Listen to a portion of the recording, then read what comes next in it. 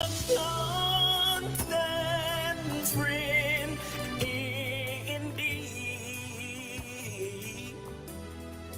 You were right there, providing for me. God bless you. God bless you. You're listening to us on 107.5 uh, WECU on your radio dial and 1570 AM on your radio dial. Awesome radio. God bless everybody. How are you doing today? This is a great day to be alive, and we're going to talk about a subject that we all could benefit from as men. I have with me today, I am Pastor Tremaine Forbes of Kingdom Heaven Ministries, right here in Greenville, North Carolina. And I have with me, Pastor Dan Lawson, United Gospel Outreach, Kinston, North Carolina, and I'm streaming to or tuning in today from the great city of Morrisville, North Carolina. it's a very beautiful city. Yes, it is. Beautiful city. And you, And over that Farrow, Kingdom of Heaven Ministries here in Greenville. well, yesterday I gave Pastor Lawson a call and we talked about a couple of things. And one of the things that he told me that he was going to preach on, which I guess he's already preached on yesterday, is the worst fish in the world. It is the worst fish in the world. I don't know if you ever had it. I mean, I remember my first time as a child. I had on a pizza. I had anchovies, and I said, "My God, that's a terrible tasting fish." But this is the worst fish of them all. Selfish. The selfish. Corny joker. I should give you a corny joke alert before that. But this is the worst fish of all times. And it can make you salty, since we're talking about anchovies. Pun intended. So anyway, I want to talk a little bit about what is a selfish person, and then my constituents will be able to come in, and we're gonna pass this ball around. First of all, let's talk about selfish. And I went to a leading psychology magazine and got these definitions. Do you have a selfish person in your life?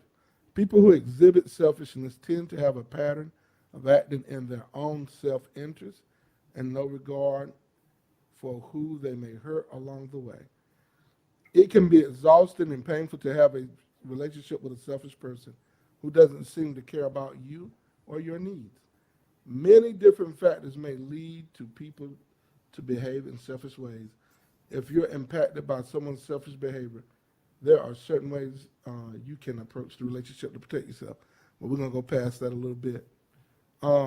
Selfishness can be defined as the trait that leads people to frequently act in their own interests without any regard for how their actions could impact others. That's the problem. And then I'm going to give the tendency of to act excessively or solely in the manner that benefits oneself, even if others are disadvantaged. Some signs of a selfish person include have no regard for how their behavior impacts others. That's number one. Number two, consistently acting in their own self-interest instead of meeting the needs of others. Number three, having no empathy for the suffering of other people. Number four, showing no remorse when they've hurt other people. Number five, using manipulation tactics to get what they want. Number six, always asking for favors but never repaying them. Number seven, being unkind. All kindness comes with a price. Number eight, using others to get what they want. Number nine, giving back to others, not giving back to others. And number 10, feeling entitled to always getting what they want, even if it means the others will be pushed down. So let's put it around. So what do y'all say to that? What did you talk about, Pastor Lawson, when you talked about self? Well, first of all, we don't see many people like that in the church, do we? We can. It depends on how many people you got and how often You ask them for something because we selfish do show up, and sometimes it manifests in different ways. Well, according to 2 Timothy chapter 3, that person, that particular fish, Mhm. is going to show up a lot in these last days. Oh, So here's what 2 Timothy 3 says. Beginning at verse 2, it says, "Men shall be lovers of their own selves." mm, That sounds a little selfish, doesn't it? yeah, it does. "Covetous, boasters, proud, blasphemers, disobedient to parents, unthankful, unholy, without natural affection, truce breakers, false accusers, incontinent, fierce, despisers of those that are good, traitors, heady, high-minded, lovers of pleasures more than lovers of God." Mm, Now, that, according to the scripture, this type of person is going to show up even the more in these last days. mm. Elder. Well, the thing come to me, they're singing out the same hymn book with the same note. Me, me, me, me, me. So, yeah, there's a lot of that going on. And Boy, you guys are on fire this morning, aren't you? but that's really what it is, and when you first brought it up, I was thinking it's something that I know we don't know nothing about, but they use the term the sandbox, in other words, when you were kids, you should have learned this stuff, share, that's one of the things you learned in, kindergarten, share. But what has happened as the world has moved, and I don't know if it's just the world has moved, I just think we see it more. And a lot of things can contribute to people being selfish, not making excuses for them, but a lot of times how people grow up, the things that they've had or didn't have may cause them to be, you know, holding on to things. And, I know that a lot of people that grew up during the Depression, when there wasn't a lot of things, they tend to hold on to things. Yeah. So, that can kind of lead to some of that too. I'm not saying that's the cause of it. I'm just saying, sometimes we need to look under the hood and behind what causes people to do that, to be like that. That is true. Yeah, I think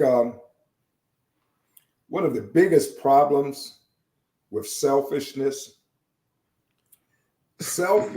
causes you to ignore the purpose of God in your life. You're so tuned in to what you want that it's almost impossible for you to see what God might want to do in your life, how he might want to use you, how he might want to fulfill a plan through your life, because you're so centered on what you want, that you can't even consider, you don't even have room to consider what God might want out of your life. It's interesting, now in the days of social media, excuse me, y'all, the days of social media and different things that we have in that nature, and infomercials are prevalent. This certainly is a characteristic of our present age. When men and women are encouraged to love themselves, people are told to love themselves unconditionally, and such self-love is the foundation for a healthy human personality. Matter of fact, Whitney Houston told us, and I ain't picking on nobody, that the greatest love of all is learning to love ourselves. And we sung it, the children sung it, I sung it in middle school. It was in about every talent show for when I started in, I think I was in sixth grade, all the way up to probably 2 years after I got out of college. Some kid would get up and sing. I'm learning. They start talking about the children of the future, but then they talk about the greatest love of all. Now I kind of get what she was saying, but we got to get to a place where, like what Elder said, that we start to pay some attention to la, ti, fa, do, tu, instead of just me. And it's oftentimes that when we get to approach where what am I getting out of it? Everything is what do I get out of it. We end up by ourselves. And the only thing we get out of it is loneliness. But go ahead, Elder. No, I agree with you. But you know that song was the theme for the Muhammad Ali first, that picture about him. Oops. No, I actually didn't know that was. Yeah, that was the theme song. Yeah, But anyway, I was too young. yeah. But anyway, let me to getting back to what you were saying. One of the things I just thought about is that what Pastor Lawson was saying. And we got to understand, if we have our relationship with God right, then it kind of negates that, because that's what Jesus was talking about when it comes to worry. A lot of that selfishness comes from to worrying about what you don't have and how you can get. You know what I'm saying? And if you're not balanced in your relationship with God, Yeah. then you're worried about things. And Jesus specifically was saying, don't worry about things. I got this. God has got this. So a lot of times that comes from, okay, I got to take it all for myself. Then you're not trusting God. And you're not looking at what his involvement in your life is. I don't know if that makes, I think, that's what I see with that. Oh yeah, that's definitely it. You often hear preachers when they testify and talk about how they came to the Lord, they talk about how tough it was.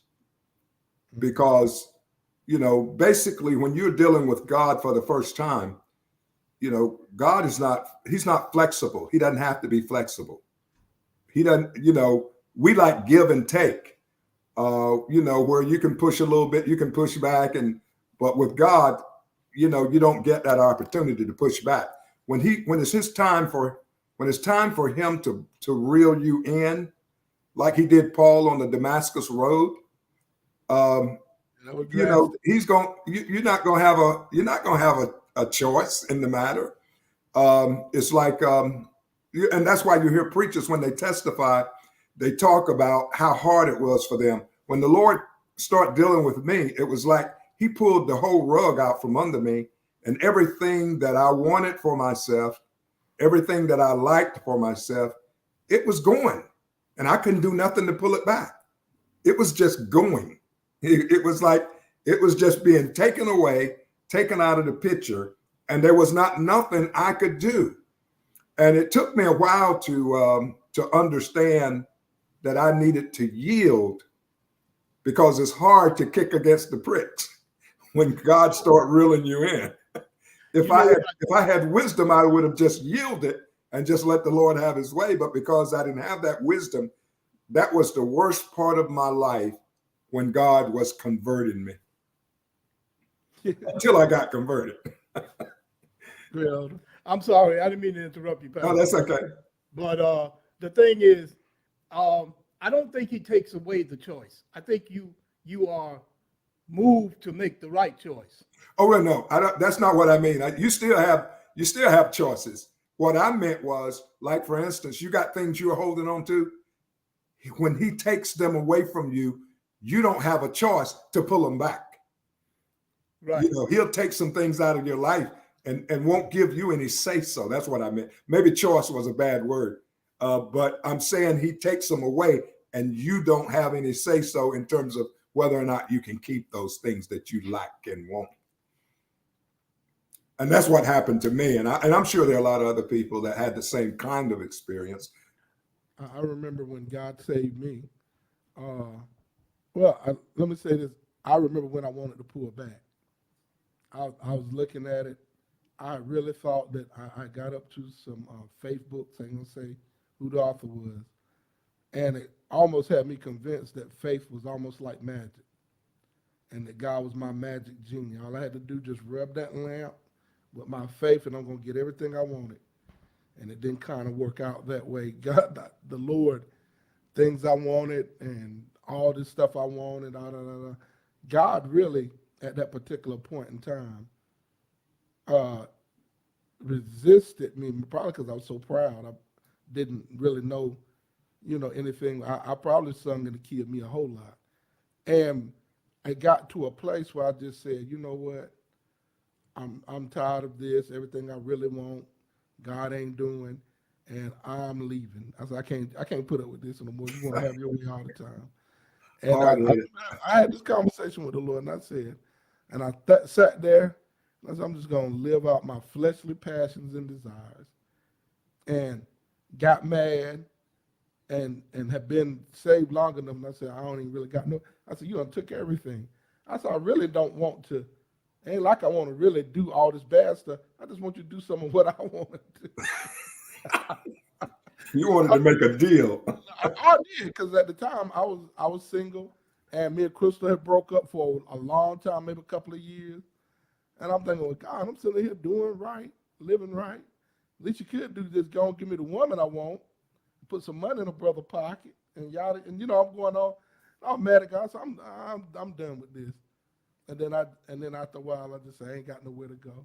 I said, I ain't got nobody where to go but you. And not that, but I just lost the desire for sin that I was telling him I was going to do. I didn't have it that strong. I just said, man, I said, I'm just going to sit here and wait on you. And I hated that part. I'll be honest with you. I hated that part. But then that, like you said, that transformation. Because it's hard to kick it. Like you said, it's hard to kick against the prick. It's hard to kick. It's tough. It's so hard to take your foot and kick against an ox goad. That's what it's talking about. Yeah. And it's talking about having a spike that they would take sometime to make an ox go a little forward. They just give them a little prod. A big thousands of pounds of an ox, all that power. All it had to do is get a little prod, and he'll move on. Now they use a little electric prod to do it. El, you got something you really want to say? Oh, no. I was just listening. I think the thing is, he brings you to that place Yes. where the logical decision, he brings it to, or as it says somewhere in scripture, your reasonable service. Yes. It's reasonable for you to make this decision. Go ahead, Elder. Because you see that the other stuff, that no longer works. So, and I think that's when God chooses us, that's where he brings us to the place where it's only logical to make this decision. Yeah. I could make the other decision, but that don't make sense anymore. That don't look good. Yeah. So, And that's what really happened. I'm like, man, I said, I already know it. I got to a place where I knew how sin worked. And I thought to myself, I can't go. It's almost like you take a good shower and then somebody say, hey, come and play in the mud. Like, nah, I don't think so. And no more of that for me. In Romans 12:3, for I say through the grace given to me, to everyone who's among you, not to think of himself more highly than he ought to think, but to think soberly. Now that's the part. But to think soberly as God dealt to each one a measure of faith. We must see ourselves as we really are, both the bad of what we are in the flesh and the glory of what we are in Jesus Christ. Now the thought process come to me when it says to think soberly. Have you seen people that got liquid courage, but then when they were sober, they like, nah, I ain't about to jump on this person. But somebody might have got too intoxicated and their sensibilities got thrown off and jumped into something and about had their life tore up. And then they were like, man, I drunk too much. I had too much of me. I'm past the mic. no, that's true. Yeah, I remember that liquid courage. Yeah. It would get you in all kind of trouble. And Yeah. we got to this selfish thing. This is a big, it's a problem that takes us into areas that we don't need to be. Yeah. And it's destructive. Yeah. I was listening to the famous Les Brown talk about one of the biggest mess ups he did was when he lost Gladys Knight as a wife. And he said he was so sorry because a lot of it came because of that selfishness. and so many relationships that we have, we make choices for ourselves without God that actually become choices against ourselves when we just could have humbled ourselves and maintained a better situation. But on that note, you're listening to Real Talk for Real Men on 107.5. We'll be back after the sponsorship break. Awesome Radio Network, WECU, 1570 AM and 107.5 FM. Looking for a job worth talking about? Teaching is creative, collaborative, and intellectually challenging. See why teachers have better work stories at teachdfw.org and learn more about becoming a teacher. Brought to you by Teach and the Ad Council. Here's a minute to inspire fresh hope in your busy day. Many of us have a distorted perception of God. Some people see him as a God of wrath, just waiting to punish us when we step out of line or break the rules. But if we see God as the great punisher, our relationship with him becomes one of fear and increased guilt. However, the more we know the true character of God, the more we can recognize his undeserved forgiveness. Think about the truth of Romans 4. Blessed are those whose transgressions are forgiven, whose sins are covered. In light of our guilt, we will feel more humbled when we focus on his love, his full forgiveness. This Hope Minute was brought to you by Hope for the Heart. To learn more, go to hopeminute.org. This is Awesome Radio, WECU, 1570 AM and 107.5 FM. Surely in the family, God is with me. Surely in the family, God is with me. Surely in the family, God is with me. Well, we're back on Awesome Radio, Christian Media with the Spirit of Excellence, and 107.5 FM and 1570 AM. We are talking about some great things on today. Pastor Lawson and Elder Nat, y'all work a few minutes and just tell us more about this selfish thing. Well, let me give you three serious issues with being selfish. These are three serious issues that I looked at when studying this selfishness. The first one, of course, is the issue of ignoring the purpose of God in your life, which is a big deal. Because at the end of the day, you go through this life and you never fulfill the purpose of God. Now you got to face him in the judgment. So it's a big deal to be so selfish that you totally ignore God throughout your selfish life. The other one is the second issue, which is critical, is that you never get to the point where you understand how you're supposed to use your gifts, talents, abilities, and resources to serve others, serve those around you, help those that are less fortunate than you. And God forbid that you would ever have a selfish leader. If the leader is selfish and self-centered, then whoever he's leading, that whole organization or that whole nation, is just going to be in turmoil while that person is in leadership. So that's the second one. You miss out on how you're supposed to use your talents and abilities to serve others. And the third one is when you're selfish, it causes you to give leverage to Satan. You give Satan a lot to work with when you're a selfish person.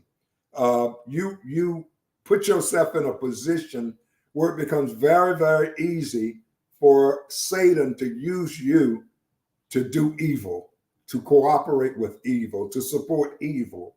So those are the three critical areas that I see in the life of a selfish person.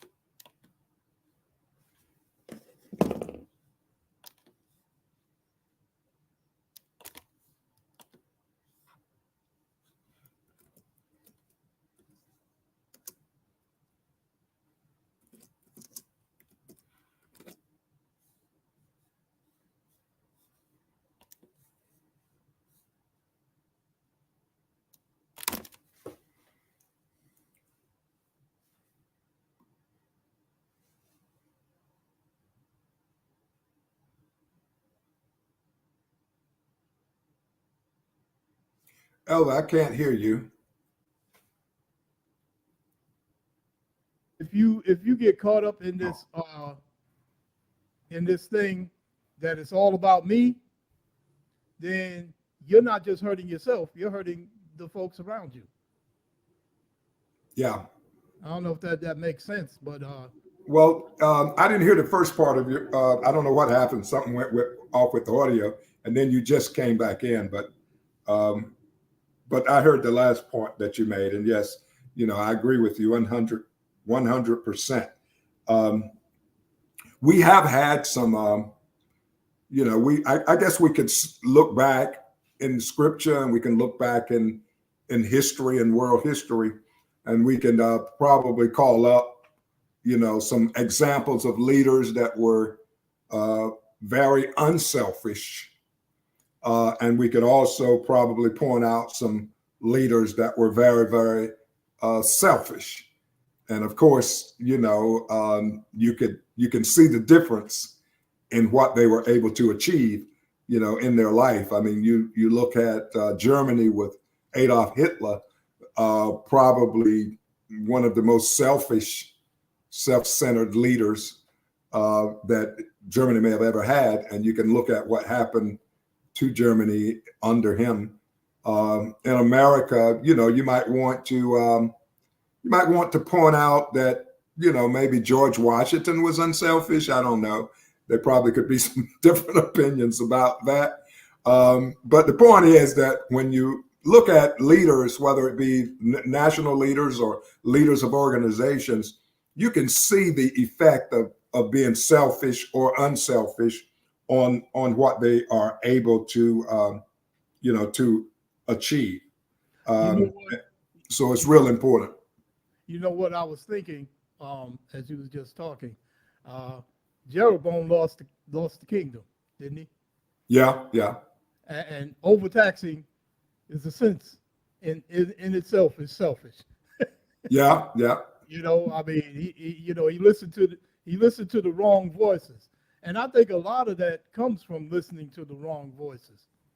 He was listening to the young guys when he should have been listening to the old fellas. Should have been listening to the elders. And but it really is something that we have to really look at in ourselves, and we always get chances. We get chances to help others. Yeah, we do. And you if it's not in you, I think it's something that really, when you really get into God and you're into the Word, that comes through, because that's what it's all about. The Word is going out and reaching others. It's not about you, just like you preach the Word from the pulpit, but the Word ain't just you preaching the Word, but you got to live the Word too. Yeah. You see what I'm saying? So, and when you're into the Word is always talking about Jesus was just out there helping other people. It wasn't about him helping himself. I think the gospel in general, that's what it is. Well, you say that, and I agree with you 100%. But let's face it, there are a lot of people in this day and time that are attracted to the gospel. Attracted to church organizations, not because of the gospel, but because of selfish reasons. They see things in the organization of the church. They see things in the church environment that attracts them. And it's not always the truth of the gospel of Jesus Christ. It's other things. They see the wealth, a lot of the wealth that's in the church now that historically may not have been there.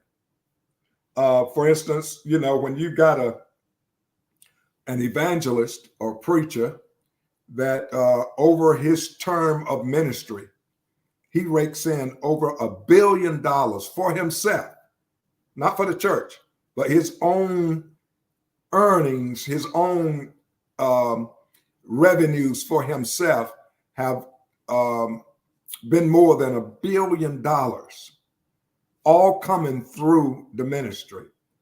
To me, that's almost an obvious situation of selfishness. You know, first of all, what are you going to do with all that money? You have an opportunity right now to use it to be a benefit to your fellow man, but no, you're piling it up for yourself. I think that would be a situation that would be equivalent or worse to the rich man and his barns.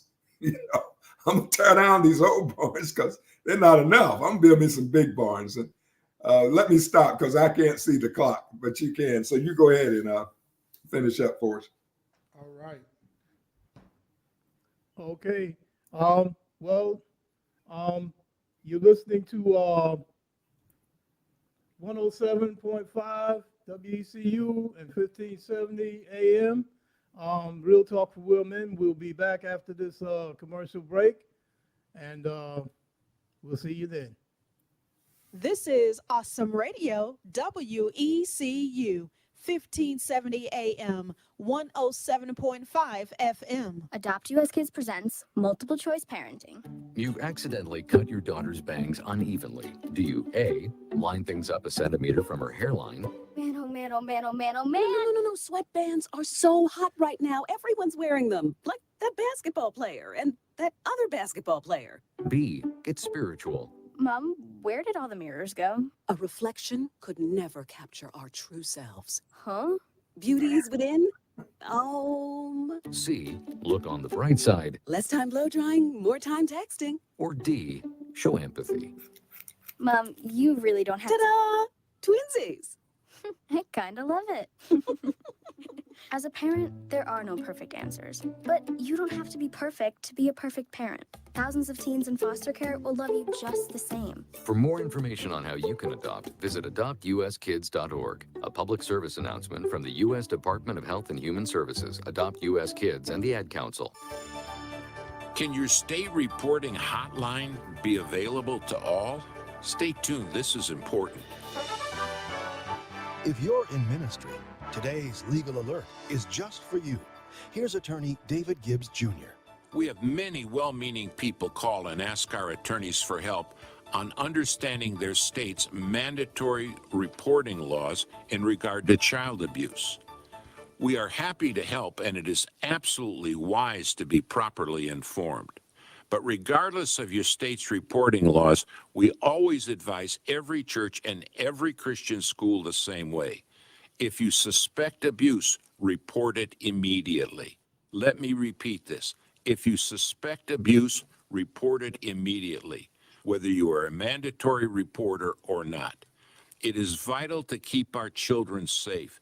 And unfortunately, even in churches, some children run into abuse. This is absolutely not to be allowed to go on. Make sure your people know the number if they suspect abuse. And make sure, and I repeat, if you suspect any abuse, report it immediately to the authorities. Our free newsletter addresses lots of issues, like the ones we've been discussing today. It's an invaluable tool. Why not sign up for it now at christianlaw.org. christianlaw.org. WECU Awesome Radio, 107.5 FM and 1570 AM. Surely in the family, God is with me. Surely in the family, God is with me. Surely in the family, God is with me. All right, we're back on 107.5 FM, Awesome Radio, WECU. And what a great way to start your day. We have been talking about selfishness, and now we're going to kind of move on and maybe talk about how to be less selfish in a moment. But I'm gonna talk about how we can deal with people that are selfish. First of all, we got to love them. We got to deal with them the way Christ would deal with us. And then I want to bring up this one. Don't take it personal. Understand that selfish people behave in their own selfish interests, regardless of how you behave. Their selfishness isn't your fault. Try not to take their behavior personally or blame yourself. Um, then you have to set clear boundaries. Setting, sticking to personal boundaries may help you be less affected by person's behavior.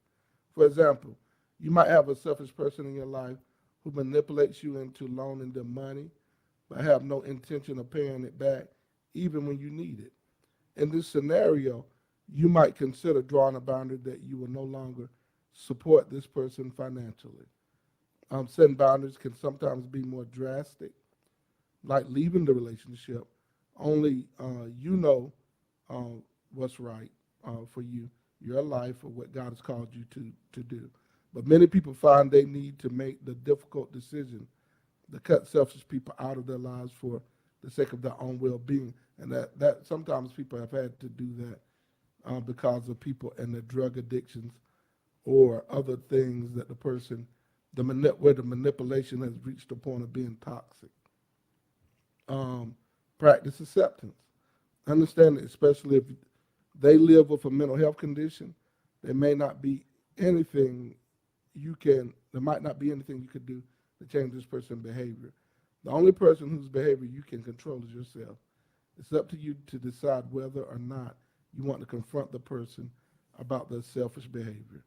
But you might find a confrontation doesn't change the person's behavior as you hope. It's difficult to practice acceptance in situations like this, but it might be necessary. And we call that carefronting. Carefronting. That means to speak the truth in love. Sometimes you just need to tell people, I can't deal with this, or we can't do this. We're going to have to look at this, our relationship, and see how we're going to proceed. See if there's a path forward. And then just get educated, especially if the person behaves selfishly because of a mental health condition. It may be helpful to learn more about their condition, especially if they live with you and their family. Sometimes we got covenant relationships. We can't just dissolve so quickly.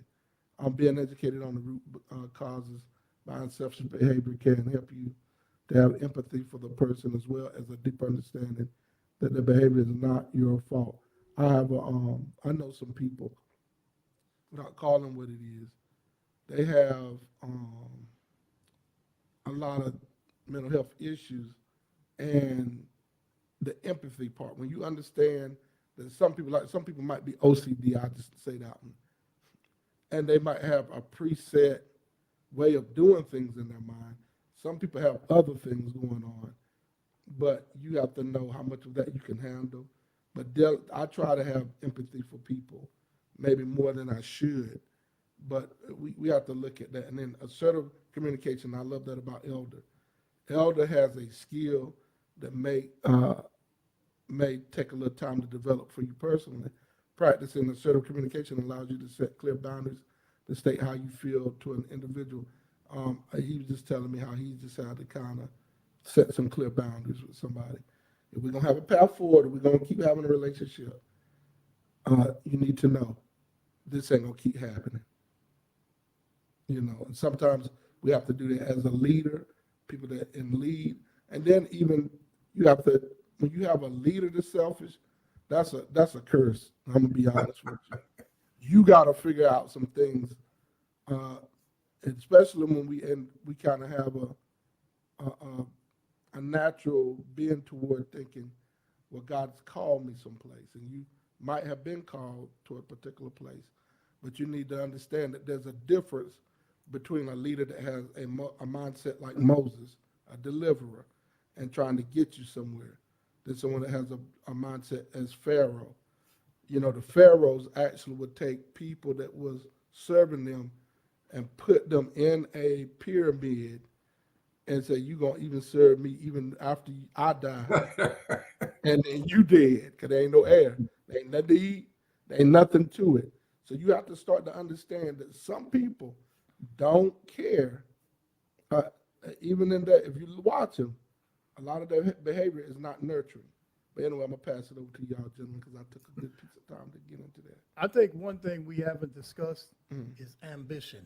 Okay, let's talk. The place ambition factors into selfishness.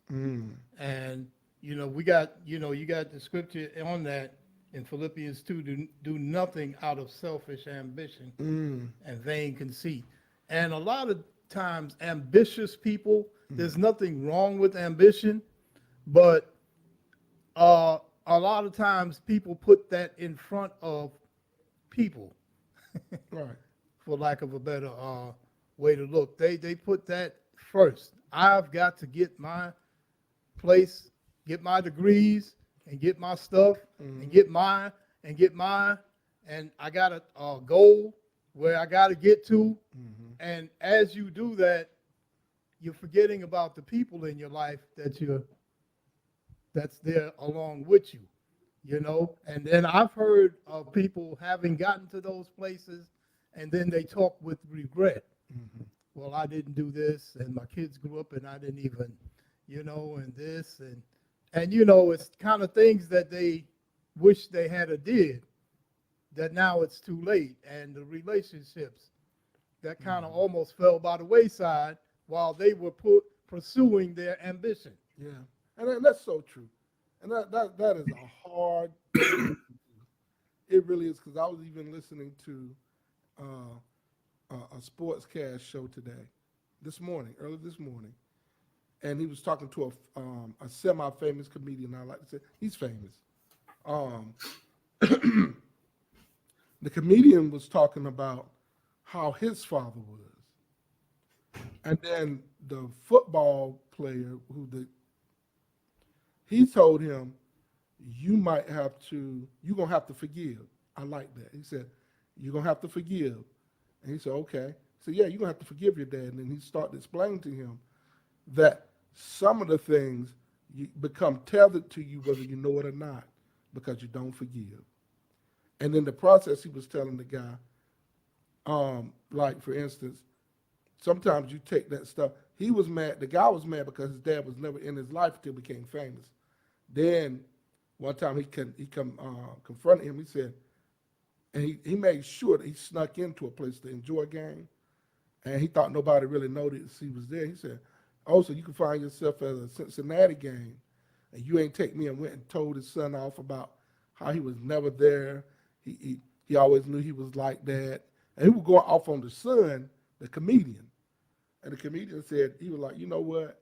Let me go and tell him how I feel. And he went off, and that's where the person told him, you're going to have to forgive. He said, because you might don't notice it. During the times when you became famous, you weren't accessible to your children. Whether you provided the school they wanted, this or that, you'll find out that sometimes your children would hold something against you while you were trying to make things happen for them. But he said, but you traveling all over the place. And I said, and the man said, wow, I never thought of that. But sometimes we practice, we emulate some of the behaviors we hate that other people do have. And even dealing with people that are selfish, we have to learn how to extend mercy sometimes, but also mercy in the sense of, yeah, I'm going to be merciful to you, but also I still got boundaries. There's a point where helping you is starting to hurt me, and we can't have that happen. Yeah, there's a lot of wisdom that's associated with how you deal with people that are selfish and self-centered. From my experience, be honest with you, I'd rather just avoid them. Sometimes that's the simplest way. The problem is if you start avoiding people that are selfish, you start running out of people. I mean, it's part of our nature. It's almost like it's built into us. Self-preservation is something that's built into the human psyche. You're gonna look out for self first. Kind of. And it's something we have to overcome. And we got different levels. People are at different levels in terms of how well they overcome, their own selfishness and self-centeredness. So, one of the things, there are some people that I have made the decision to avoid throughout my life, especially after I became a Christian. There are some people that I made a decision that I'm just going to stay away from these people. And there are scriptures that tell you that there are cases where you should depart from some people and have nothing to do with them and blah, blah, blah, mark them and avoid them. And usually it's selfish people that you have to do that with. Selfish people can provoke you. Sometimes selfish people can bring the worst out of you. And in order to not go there, and in order to not be provoked, you have to, avoid them. And then there are some people that there may be some hope for them in your eyes. In your eyes, you see hope for them, and you see how that you can be a positive influence or a developmental influence to them. And so you continue to have a relationship with them so that you can help make them better. I mean, particularly if you are a pastor or a parent, because you're going to have people in your congregation, or you're going to birth people in the world that you have to raise that are selfish. And so now you got a relationship whereby you are responsible to develop that person up out of that selfish attitude that they're in. So that's a whole different story right there. So, it's all over the place in terms of how you would deal with selfish people. And you kind of covered a lot of that in your opening statement there, that you were reading about, different relationships, different circumstances, have different requirements on you in terms of how you will relate to people that are selfish. Well, yeah. And like I said, a lot of times it's born out of different things. And ambition is one. Actually, it's a major one. Yeah. That's why the scripture says that don't do things, because of that, because we tend to. And there's always going to be a level of self-preservation. I mean, and I think there should be to a certain extent. So we got to keep that balance. Yeah. You know what I'm saying? Because we learned that. I learned that in boot. Okay, dude, you gonna have to take care of you. You know what I'm saying? Because if you don't get out, you can't help nobody else out. That's right. So, a lot of that is there's a place for it, but you can't take it. You can't overdo that and totally disregard other people. Right.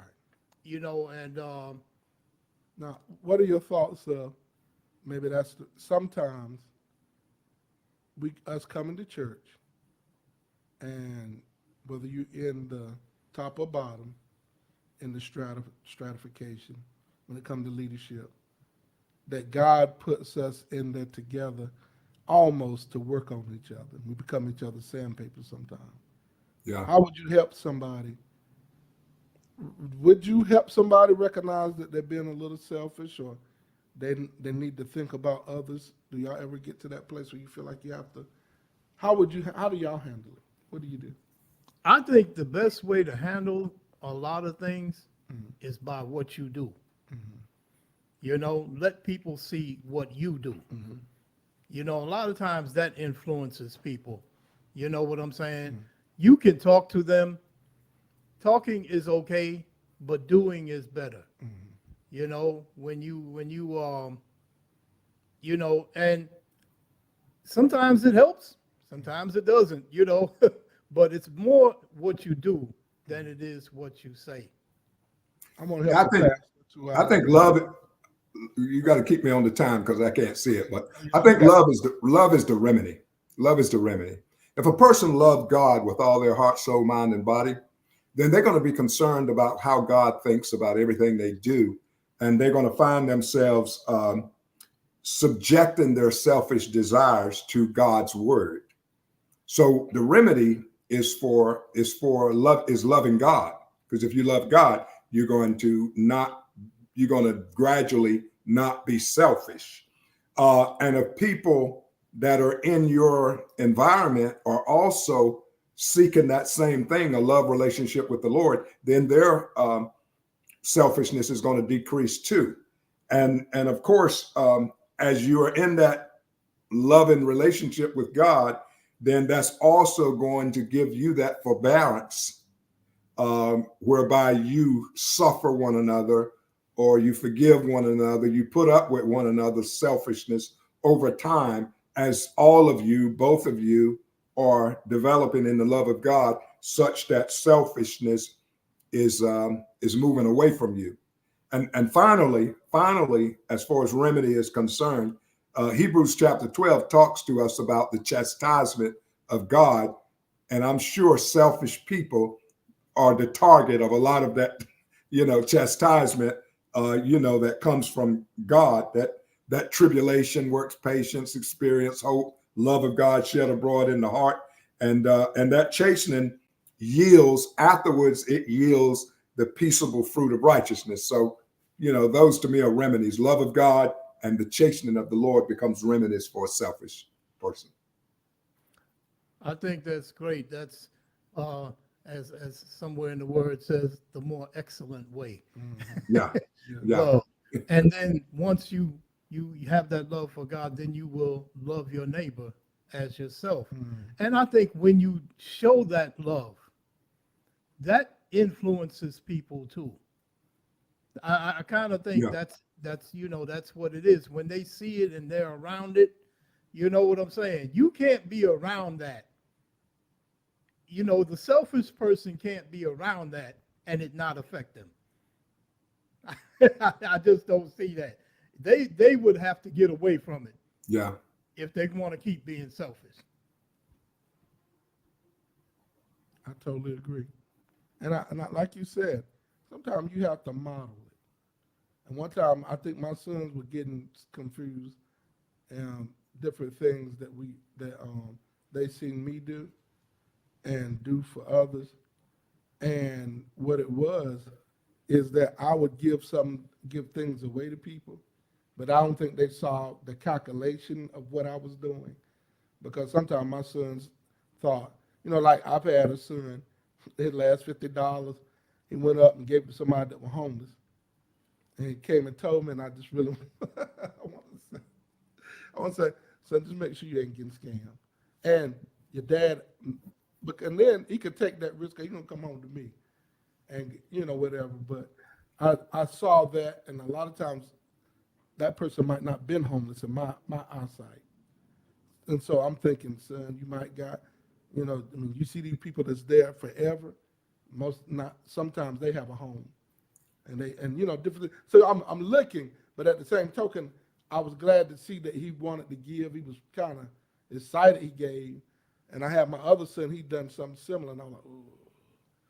But you maybe you should have kind of told him, don't give it all. You get half of it. Yeah. Love him as you love yourself. Yeah, that's right. You keep half of that. Thank you, Elder. That's some great wisdom to have. But so sometimes, we want to make sure that we love ourselves too, in the midst of dealing with selfish people as well, and making sure that we show that love, that empathy, that sympathy, and we take that time to work with them as we do love them. And all of us have sometime or another been someone selfish or love someone selfish. And we love you, brothers. We pray that you take care of those that you love. Happy Mother's Day to all those that apply. God bless you. We'll talk to you next week.